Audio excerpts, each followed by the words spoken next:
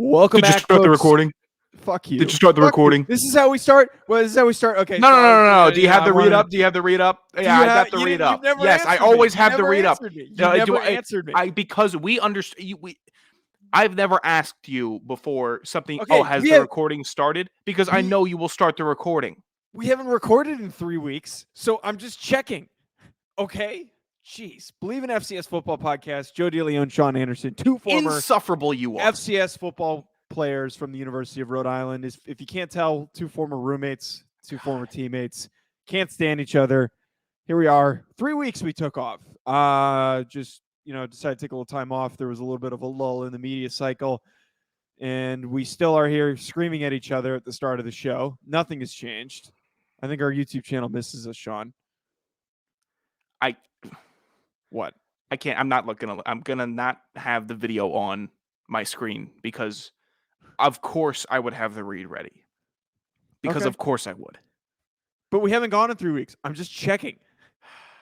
What do you think I've been doing for 3 weeks? Forgetting everything about the broadcast industry?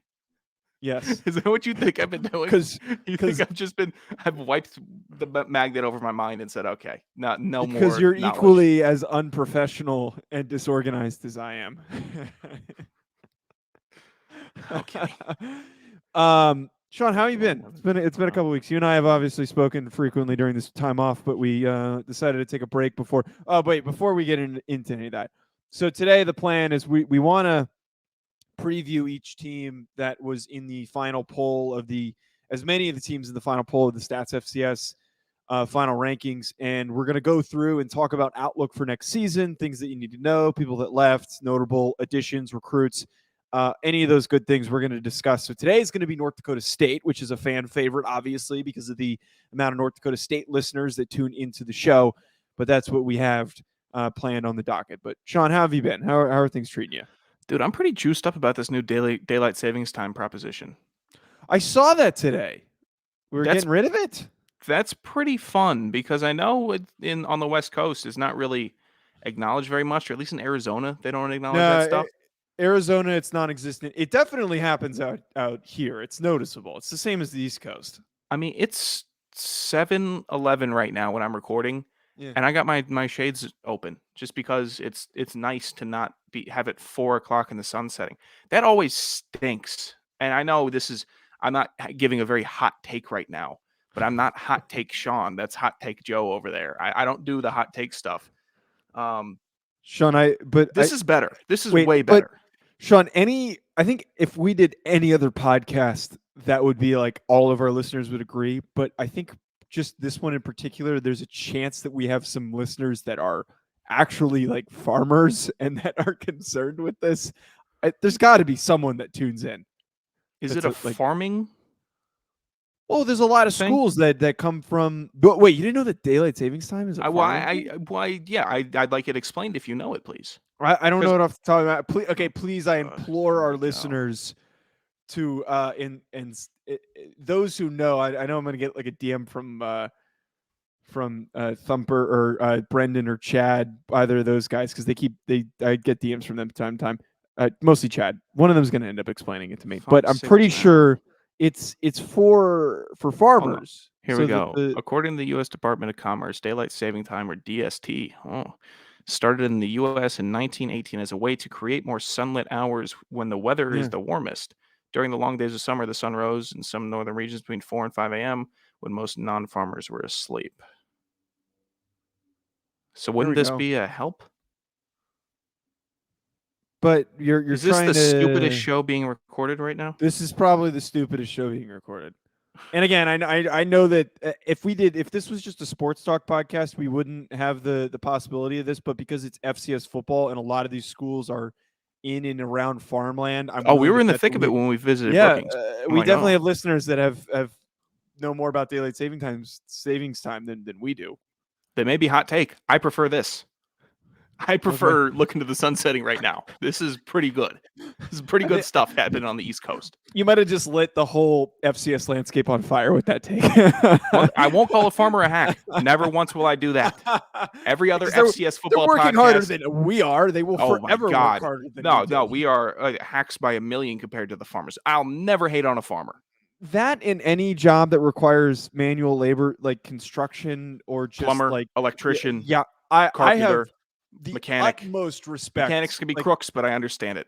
utmost respect compared to what I do to what they do. When I talk to my friend who works a finance job, I have no respect for him because he's looking at spreadsheets all day.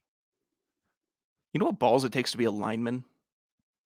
Like someone that works on power lines. Incredible.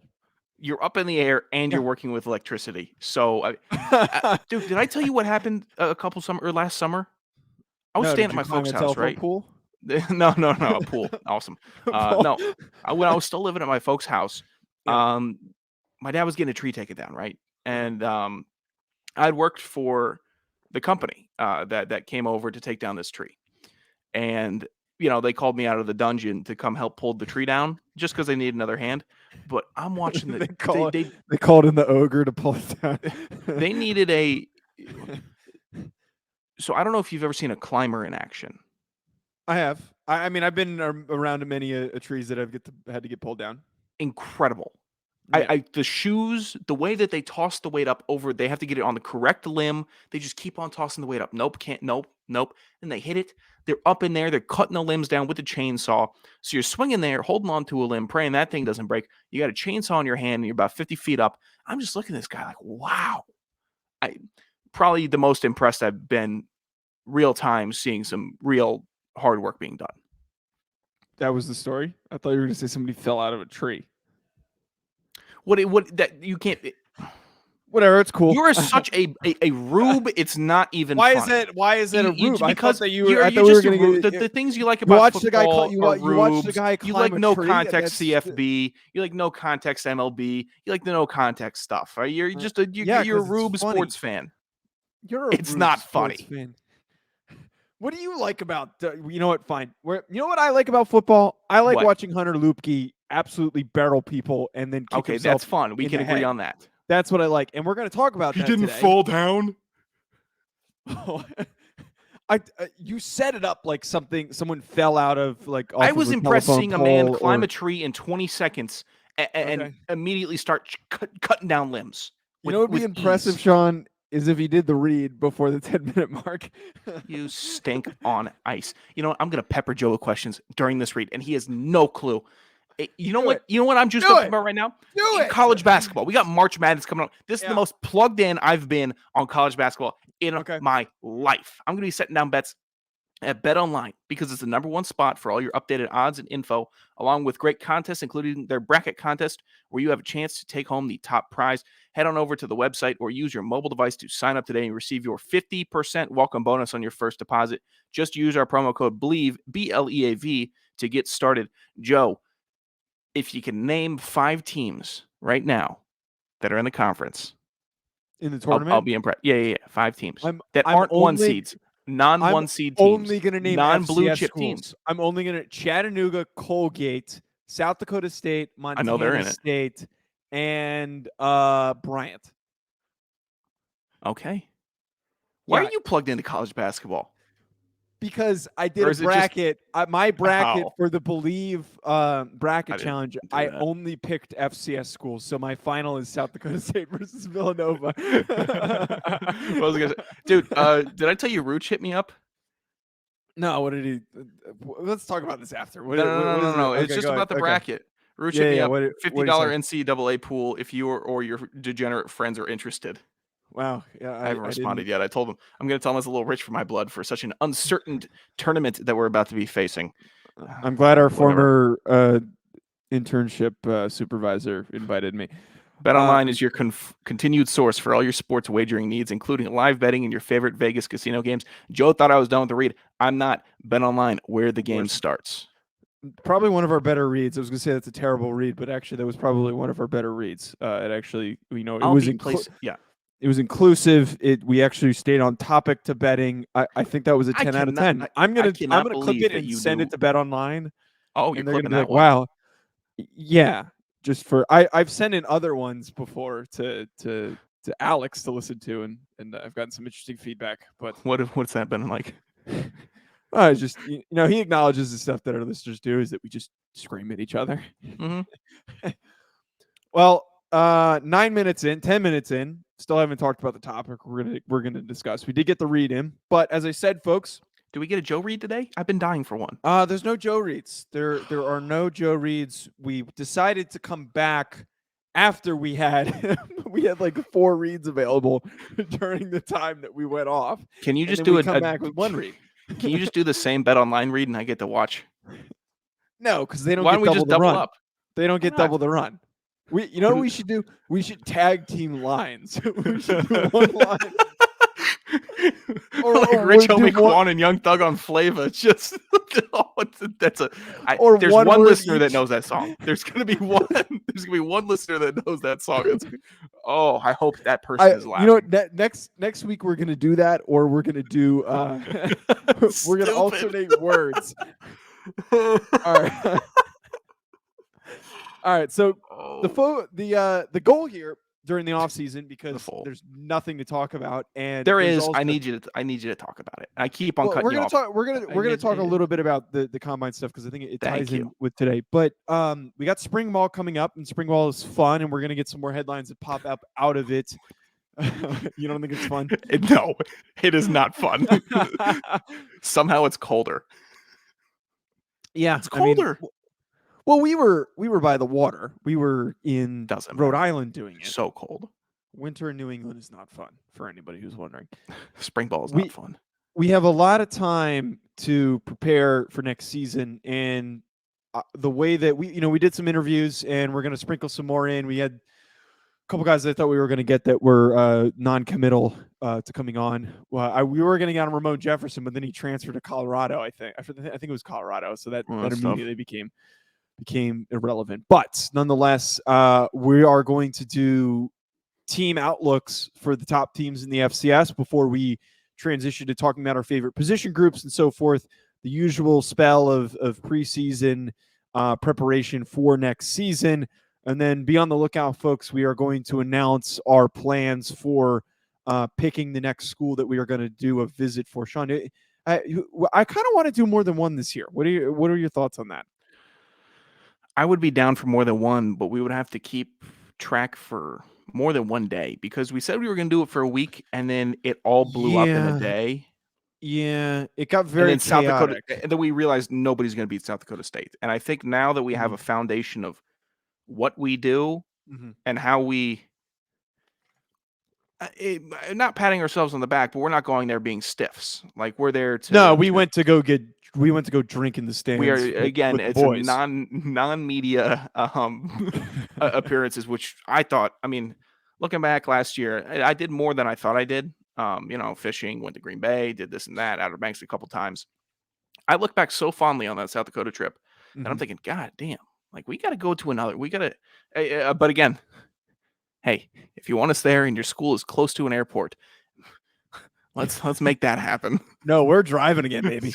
I am predicting it's going to be North Dakota State and Montana State. That's what I'm predicting. Montana State, and I know there's 130 FCS schools. The pictures of Montana State this last year were gorgeous. Oh my God, I was like you would just have to go there. I was disappointed that we didn't get to go to that Montana State game. That looked fantastic. Well, it looked like it was 5 degrees. It did look freezing. But Sean, we're doing North Dakota State first, and we're going to be discussing and kind of sharing our thoughts on how we think that this team is going to look next year. And spoiler alert, it's still going to be really freaking good. But Sean, notable losses that this team is losing: Christian Watson, who is going to be an early day 2 pick; Cordell Volson, their All-American offensive lineman; and then Braden Thomas, their All-American defensive lineman, leading sack getter, tackle for loss getter. Those are 3 key players. There's obviously a couple other guys that I'm missing that were upperclassmen, but those 3 I think are the biggest ones without having to kind of scroll through the entire list. But those guys are going to be really crucial for this team, because they're important positions. We're talking at offensive tackle, we're talking at wide receiver, and we're also talking about at defensive end. So, Sean, in your opinion, how do you think that those losses at those particular positions are going to impact them next season? Well, it's hard not to go with the recency bias for Christian Watson, who has had an insane climb in draft stock in Nuts. the last month. To say, oh, you could never replace him, but all through the season, I'm like, oh man, this guy's really good. This guy's really good. And then you're like, wow, main stage, he's running fantastic routes and just gliding. They're an offensive line factory, so there's going to be someone else is going to be up there. There's just you just know that they're going to pump out another offensive lineman that becomes an All-Pro. What I'm trying to figure out, Joe, they had a defensive lineman a year ago or 2 years Tuska. ago. Derek Tuska, that's what I was looking for. Yes. We said, "Oh man, that's a guy that's going to be." He was super productive at North Dakota State, almost era. I think when we did the North Dakota State recap, we're like, "Oh man, Tuska's going to be tough to replace." He was so good, and then you just got guys that come in and they're just, you wait 3 years at Alabama, you're a senior, you're pretty polished. You know what I'm saying? It's kind of a situation like that in North Dakota State, with the exceptions of the Trey Lance, the Carson Wentz's, where you're just kind of, okay, here we go, going to keep on molding you into a better player. You'll play some special teams. You're going to get some reps here when we're blowing teams out. You're going to get your feet under you before it's time for you to have them under you. And North Dakota State, you're just like, it's Northern Iowa offensive lineman. You're ready. You're going to be fine. You're going to be able to know how to double team a 3-tech. You know how to do it. And that's what they do. They what is it? Trickle down. That's what all right, you're gone. Next one coming in, just fine. You're doing just fine. And so these losses right now, which are premier players, I think will be replaced with guys that maybe have been a little under the radar, but they pop up and you're like, wow, okay, where did this guy come from? Oh, he was just on the roster, just patient. Now he's got 13 sacks, now he's an All-American guard, 20 touchdowns. Sure, why not? That's where he was, just waiting. Right. So those two positions particularly, I have no worries. This isn't like a team that struggles to recruit at those types of positions. And we've talked about guys going to the NFL at both these spots from North Dakota State, defensive end and offensive line. And look at what they're able to do. They're able to reload because they recruit so well. There's going to be a kid that comes from North or South Dakota, from one of these Midwest states, that's built just as well as Cordell Volson. I'm not going to step up to the same level as him right away because we know how good Cordell Volson was, but that you're going to get somebody who's going to be an effective starter stepping into play. On the note of Christian Watson, and this is something that I've been talking about throughout the draft cycle, and I keep bringing him up when I've been doing my radio spots and mentioning why I think. Oh, shut up. You did a good job here. You did a good. I did listen to it. I wanted, because I know we got local guys that also listen to this show. Joe did come on the big time local DC station 106.7. I tuned in and listened to him. He did good. The host tried to lambast him and said, ask him a question. He said he didn't have an answer for it. Asked it twice. Why not? But yeah, Joe, you did a good job. Understand.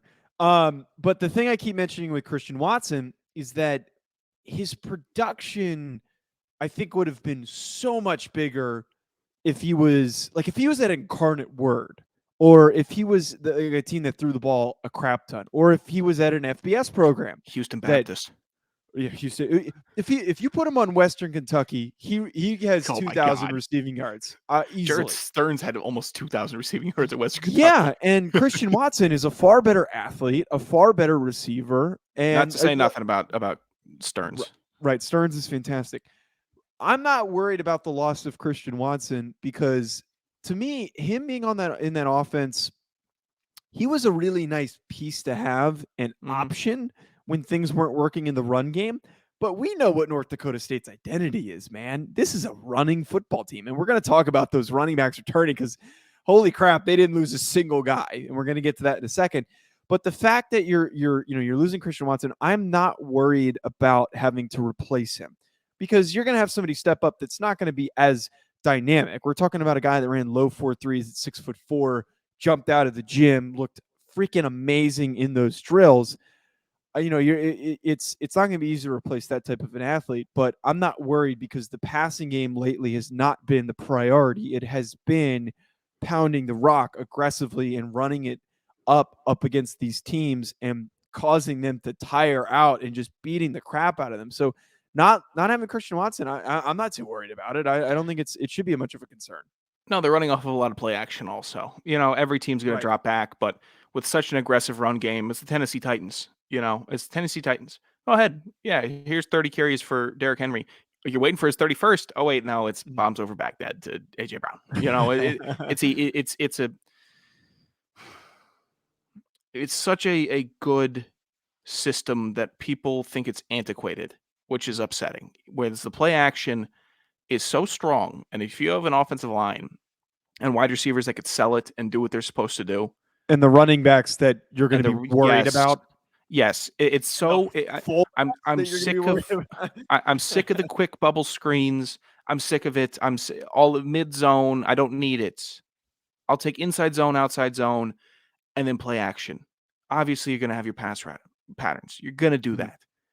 Main focus should be running the ball, big plays off of play action. It's just what works. And people can't stand it because you can't go into a job interview as a coach and say, oh, I'm big on play action. Every other coach is big on play action. You have to have something different, something smart. On a side note, I was doing some homework on because I want to try there's like a video series that I'm gonna do on the YouTube channel that I think is gonna be fun. And I was doing my homework on Bo Nix last night, and I have not watched a stupider offensive game plan with a stupider quarterback. Like I can't name anyone else that fits that criteria because they would just run these out routes to the sideline and then dump offs to the running back. That was all that they would do. And then Bo Nix, when neither of those things were open, he would run in circles and then he would get sacked.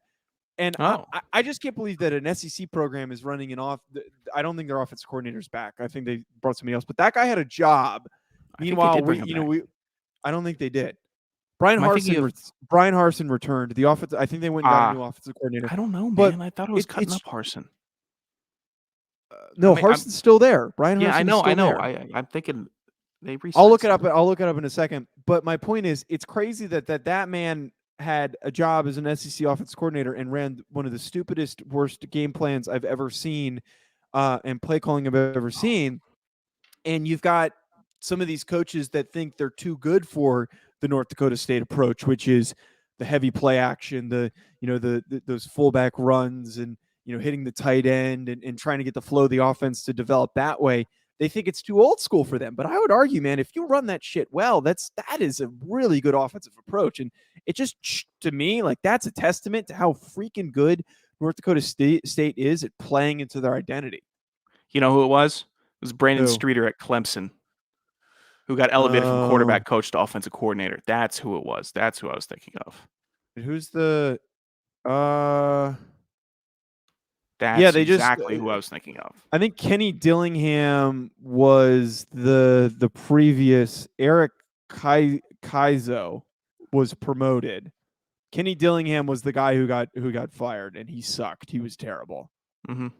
But okay, so Sean, I just want to continue this discussion though. So notable returnees, guys that are coming back for this Bison team to keep an eye on. And the ones that stood out to me the most, they're actually losing a good amount of defensive players, but I just there were too many names to keep track of. The big one for me was Brandon Thomas. I don't know if Jasir Cox is coming back, but it said he was a senior. It's tough to figure out right now. Yeah, check the current roster because like it's so goddamn hard these days to know if these guys are coming back or not with the COVID eligibility. And there's so many guys that also, I'm telling you right now, folks, is going to happen. You're going to have guys that are going to be on the roster in the spring and then just won't be on it in the fall for no reason because just a scholarship disappeared or something. For the 2022 spring football roster right now, I am not seeing Jasir Cox. All right, so he's not in the equation. That's just according to the website. I have zero North Dakota State insider information. It's just what I'm reading right now. Okay. So the notable returnees, though, that stood out to me the most, they're returning running backs Tamarick Williams and Kobe Johnson. Tamarick being the big body running back, 6'1", 225, and Kobe Johnson being the smaller scat back who's 5'9", a little bit shiftier. You get back the big man on campus, Hunter Luepke, the unit fullback that was barreling through teams in the playoffs. And then, of course, Cam Miller is going to be continuing his reign as the starting quarterback for the Bison this upcoming year. Just throwing in there some notable additions. I did not spot any transfers unless I was missing something, but they did sign three-star recruits, that being Jaquise Alexander, who's an athlete, Carson. Wait, I think I mixed that up. Well, Carson Hegerl and then Makai Collins. I think I mixed up their positions. I think Carson was the athlete. But regardless, three-star recruits are joining this team. Sean, for me, with that returning group, I think the impact is obvious, and it's the fact that we're not losing any of the three key pieces to this running game. Right. No, and that's their bread and butter. Looking here, Jasir Cox has received an offer from UT Martin. Oh, so he entered the portal. Yeah. Let's see what else we got going That's on here. Disappointing. I guess Texas has reached out to him. Okay, let's get back on track here. We don't need to do this isn't the let's Google Jasir Cox episode. That's what it became for me. Okay, well, your ADHD is acting up, buddy, and let's. What was that, Four Eyes? I'm replacing glasses, by the way. No more munch glasses. Are they still mushed up? Yeah, I gotta replace them. Oh, look at that side leaning. That was from when I fell off the scooter, everybody, if anyone remembers that. Oh my God. The frames that I'm getting. What did you? I literally fell off of a scooter and slammed my head into the concrete. But I don't. What did you let Al Michaels put on your glasses? His big ass head stretched them out. Holy hell! No, my head hit concrete. I don't know how I didn't die. Oh my God. That thing. Sean, if you're just an audio listener, go to the YouTube page. You gotta look at these glasses. Oh my God. I'm sorry. I'm so sorry. The run game, please. The impact of these guys returning. It is radio. That's exactly what it is. Look, the running back room is a odd room because normally in college, just about everybody in there can get touches. When you're a college running back, I mean, you remember at Rhode Island, there were guys that were like, oh, he could be used. He's there. There's not a huge separation in skill for college running backs. Everybody's kind of at the same, lifting the same amount. There are some freaks. There's some dudes that are running 4.3s, 4.4s that can squat 700 pounds. Those dudes are those dudes. You know, you could tell that. But for running back rooms, if everybody's on the same page and everyone knows what they're doing, it's a strong cohesiveness that carries on to the field really well. Because in practice, they're never really the issues. They know what they're doing. I mean, sometimes you throw in a new blocking assignment. You're like, oh, what's the new call for this? What's the audible for this? That can be a little bit tricky for them, but for the most part, they're a low, what's the word? It's not risk. It's when you don't have to take care of something a lot. Low maintenance? Low maintenance. Yeah, they're low maintenance. You're wowing me. You want to do the word game? Talk about high maintenance. Me and you. But look, North Dakota State, so established in not just the FCS, but the NCAA as a team that if you're putting 11 out there on the field, first instinct, unless it's 3rd and 20, has to be run. And you have to be prepared if you're a defensive safety, no matter who you're playing. If you're playing North Dakota State and you're a safety, you're saying, I got to be in the backfield. I got to be looking at where this running back is going. And maybe that's not even your read or your assignment, but playing a team with running backs as dangerous as these, you're going to be in some trouble if you're caught slipping on a running back, wide receiver that's just trying to distract you. And the running back's getting 10 yards. Happens all the time. And especially with good running backs like this, North Dakota State is just setting up for a really, really good situation. In addition, they have, I don't know, best fullback in the FCS. Easy to call him that. In the country. In the country. What do you do there, man? How do you stop that guy? Who's stopping that guy? Yeah, he's incredibly Who's stopping unique. Luepke? Who's going to stop him? Hunter Luepke is the easily one of the most dominant offensive players that we've seen, and like his usage kind of varied from game to game, but then we saw in the playoffs what you can accomplish if you just straight up lean on him. he's like a tight end because you can use him as a receiver, but then you could just hand him the football and he plays like a running back. I am And he so blocks like a lineman. yeah, like I want to see what he does at the next level in his usage. I'm curious to talk to like Ryan on his projection for him because like he's so unique because of how dominant he is. But Hunter Luepke, man, like those two running backs returning, it's fantastic. But Hunter Luepke has to be in play for Walter Payton, the Walter Payton Award next year because of how freaking good he is.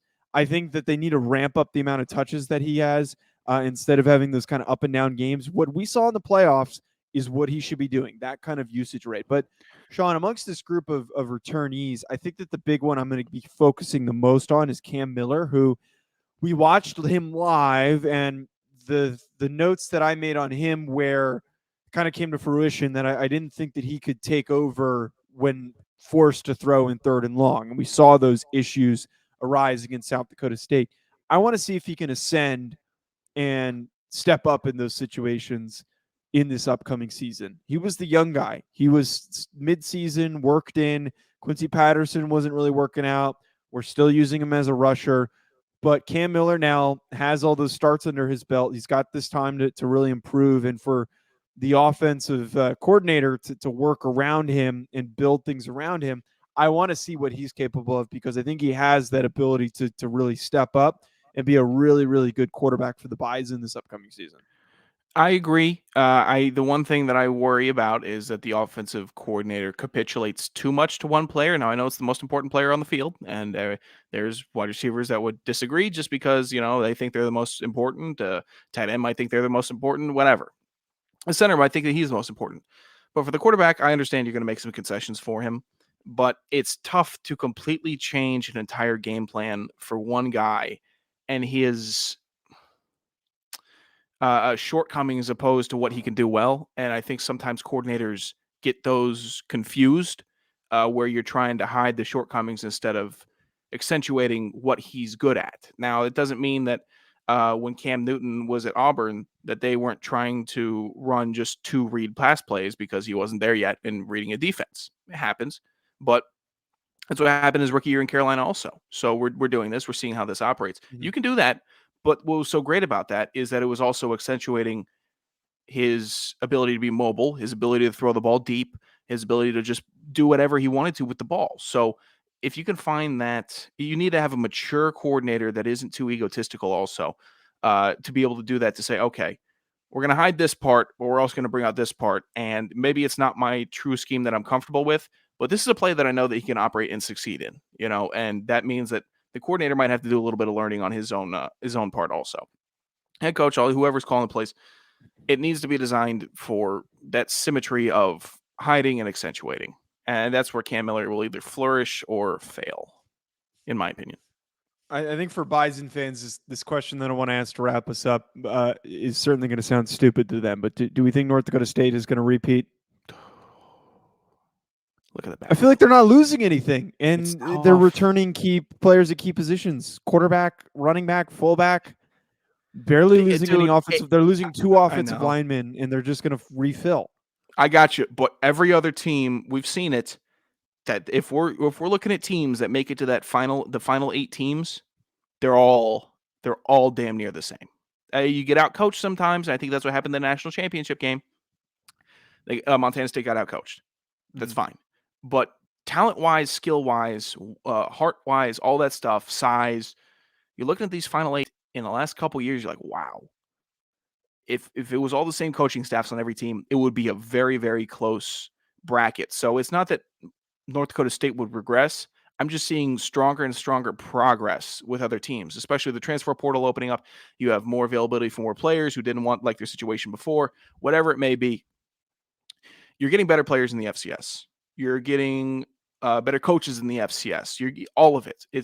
All the other schools are starting to catch up little by little. They're not winning the championships. They're not going on 10 straight championship benders like North Dakota State has, but they're catching up a little bit. So North Dakota State's got to stay ahead of the curve or just keep on getting, stay the course, because it still works. It still works for them, but it's getting a little tighter. Yeah, I disagree. I think that this is North Dakota State continues to be far and away the best team in the FCS, and they took I don't even know if you count that spring season as them taking time off. They immediately reloaded, and we know that this is the best team to reload. This is Alabama for the FCS, and I don't think North Dakota State's going to get stopped until they move up. That's as simple as it is. Until they get that bid to move to the conference that they are seeking, which they're going to look for a really good opportunity, whether that's the Mountain West or maybe they're holding out for a possibility to join a Power 5, which might be a long shot, but that could be what they're only going to go to a Power 5, and otherwise they're just going to keep beating the crap out of everyone at the FCS level. But this is a team that does not hesitate to reload, and I think that they are certainly in a position to do so. I think this is going to be the same thing that we saw. We're going to spend the whole offseason trying to predict who's going to beat them, and no one's going to do it. I think that it is rather transparent of what you really want to do with your career right now. I think I'm starting to really see it, and I hate to break down the fourth wall and talk about all of our off-air conversations.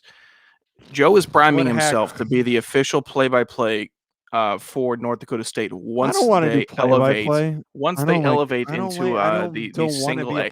You're obviously I don't want to be a play-by-play. I don't want to be a play-by-play. Look, you're obviously priming the pump right now. Play-by-plays are hacks.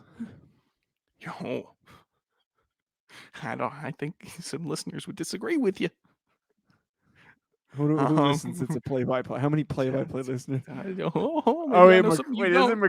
McCreary? No, he might be. I'm so sorry. He might be doing a good amount of play-by-play. Oh God! All right, here comes the point of the show where I run out of juice. So interesting that it happens right now. Oh man! All right, this is good enough to wrap us up on.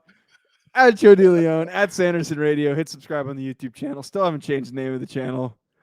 Because why would who gives a shit at this point? All right, subscribe. We'll talk to you later. Enjoy the rest of your week.